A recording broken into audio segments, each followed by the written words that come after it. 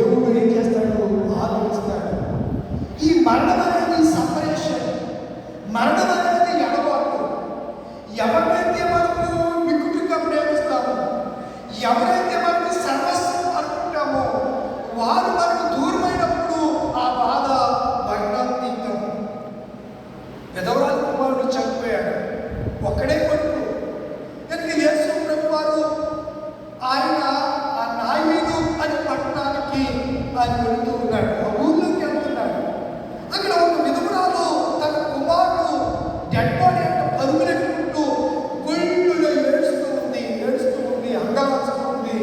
అయ్యో ప్రభు, ఎంత అన్యాయం చేసావు, నన్ను ఆదరిస్తాడు. నువ్వు ఒక్కడే కొడుకు, భర్త చూస్తే భర్త చనిపోయాడు, నాకు ఎవరు దిక్కు, ఉన్న ఒక కుమారుడిని నువ్వు తీసుకున్నావు అని చెప్పి చాలామంది దేవుని మీద నెపాలు మోస్తూ ఉంటాము, దేవుణ్ణి అంటూ ఉంటాం, ఎందుకు ప్రభు ఎంత అన్యాయం చేశావు.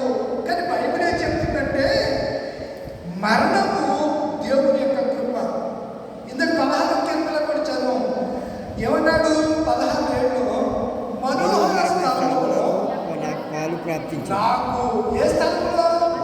మరణం తర్వాత మనిషికి బాగు ఏ స్థలం అంటే మనోహర స్థలం. అదే దేవుడు ఉన్నటువంటి స్థలం, పరిశుద్ధ స్థలం, పరలోకం, దేవుడి లోకం. మనోహర స్థలంలో నాకు స్వాస్యము, శ్రేష్టమైన స్వాస్యము నాకు కలిగింది. స్వాస్యం, పరలోకం అనేది దేవుడు మనకు స్వాస్యం.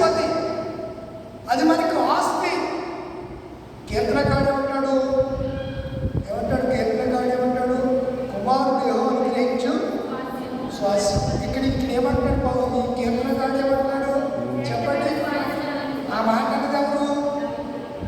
కుమారుడు యెహోవాను గ్రహించు స్వాస్యం అని చెప్పింది ఎవరు? సొలొమోను గారు.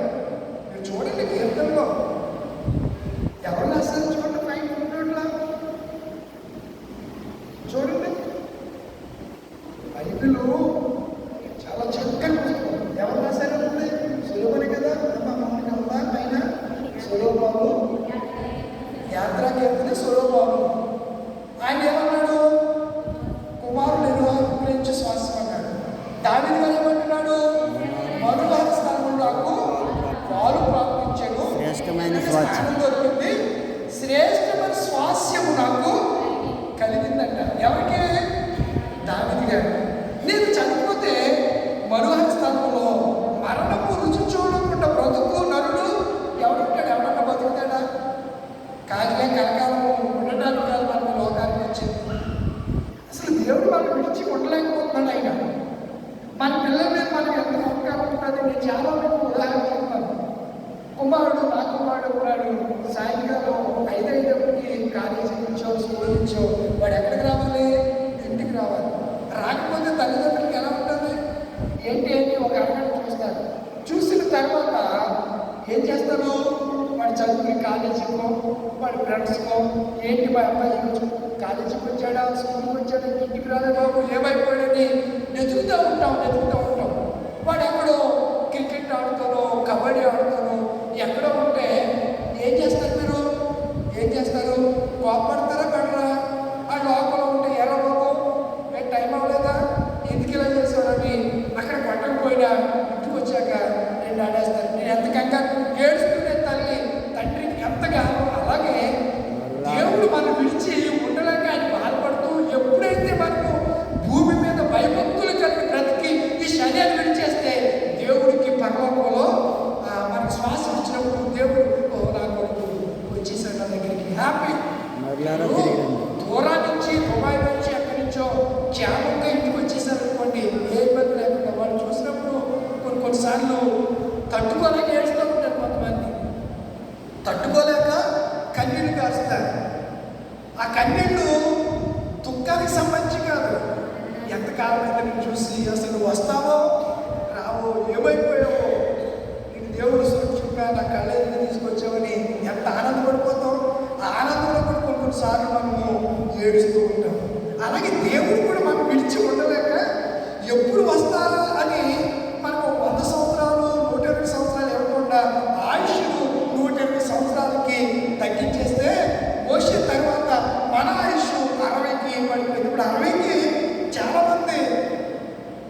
పాడదాం. టపా కట్టేస్తున్నారు. నరులారా తిరిగి రండి. పరదేశంలో ప్రియులారని పాట పాడాల్సి వస్తుంది. 60కే చనిపోతున్నారు, ఎక్కువ కాలం బ్రతకట్లేదు. ఇది దేవుడు మన మీద ఉన్న ప్రేమ చొప్పునే ఆయన యేసును కూడా మన వయోపరిమితిని నియమించేశాడు. ఒక కాల పరిమితిని ఏర్పాటు చేసేసాడు.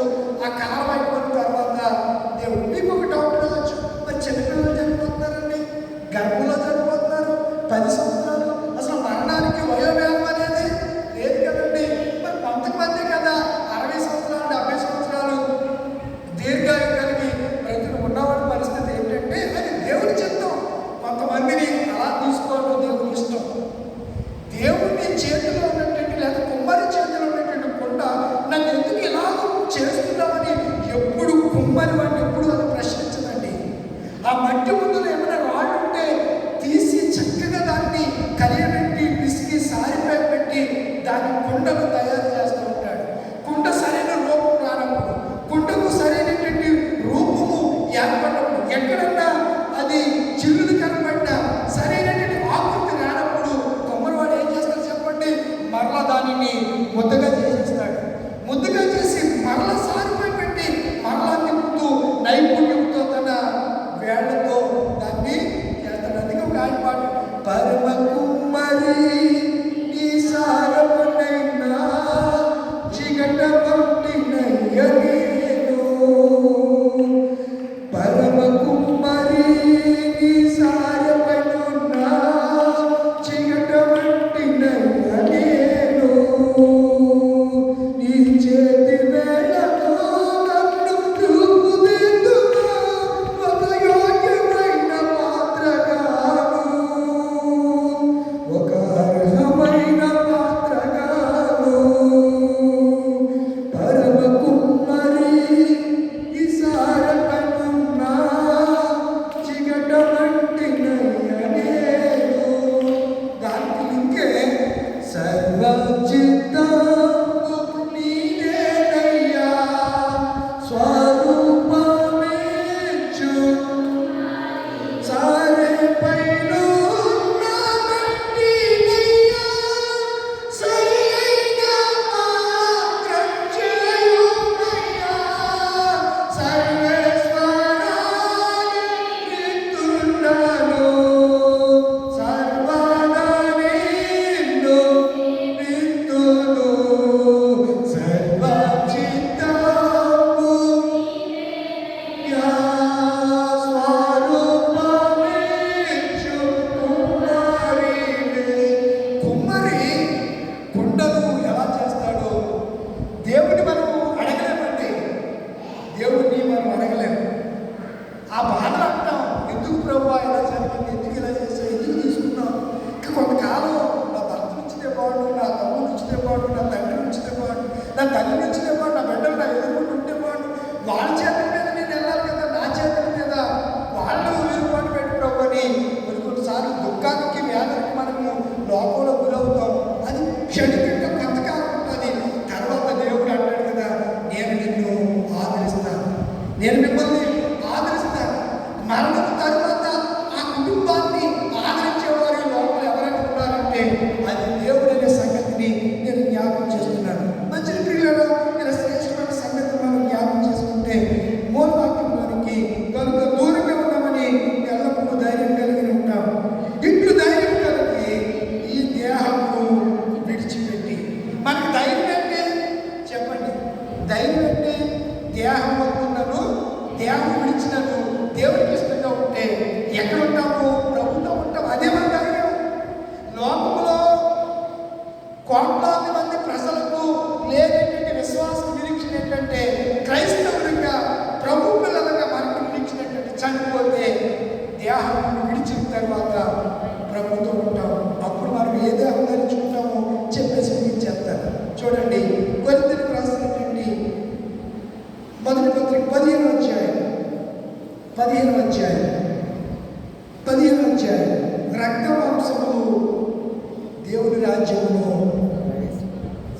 ఎక్కడ 50 వచ్చింది క్షయిత ఏ స్వతంత్రించుకోలేము. పరలోకం వెళ్ళాలంటే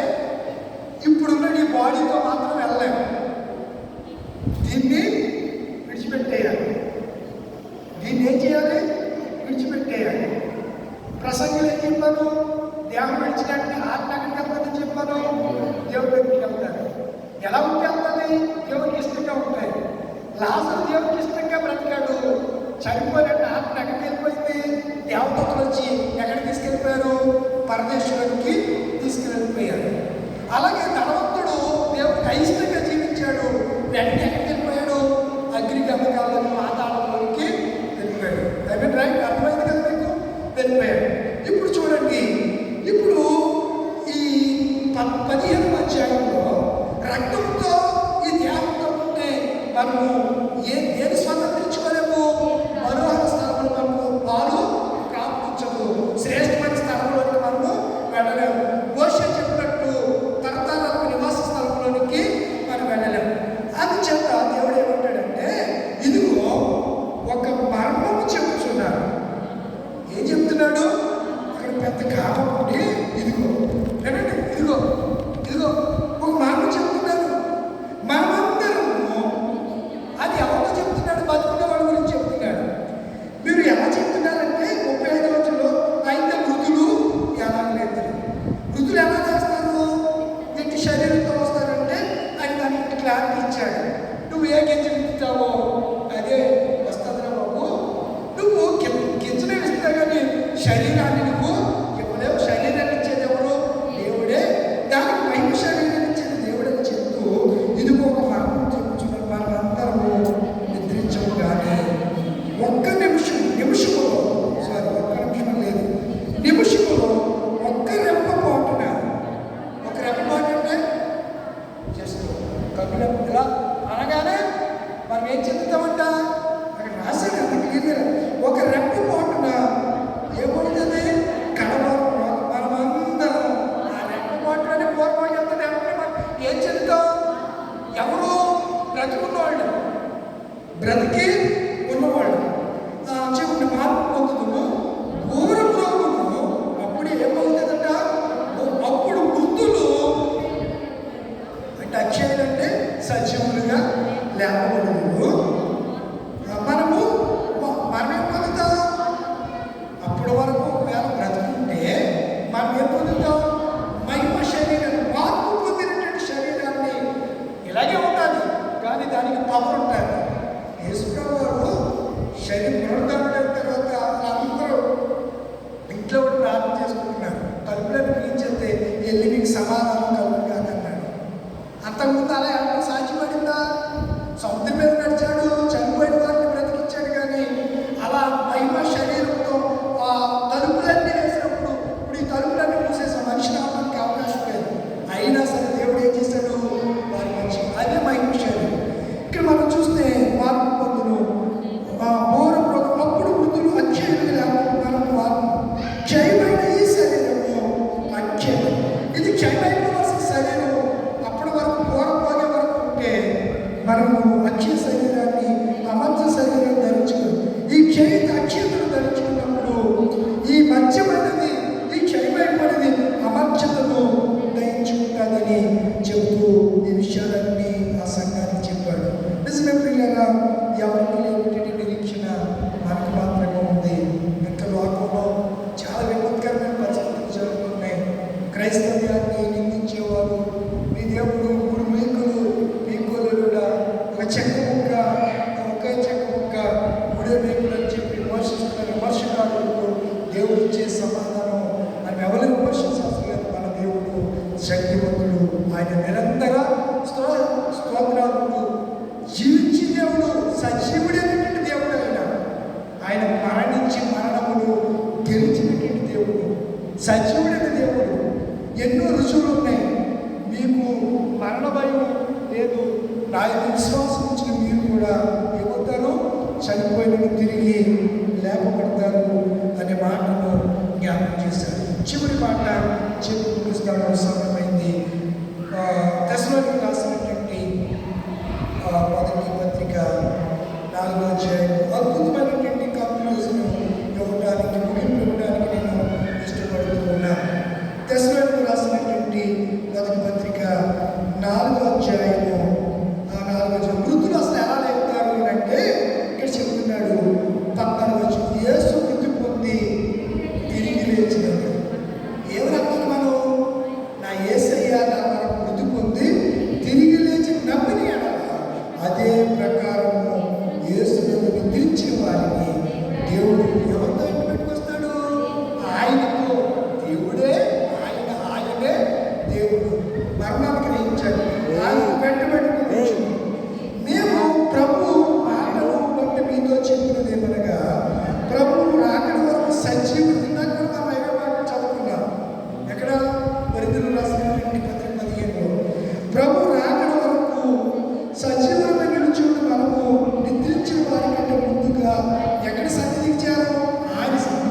సజీవ మనం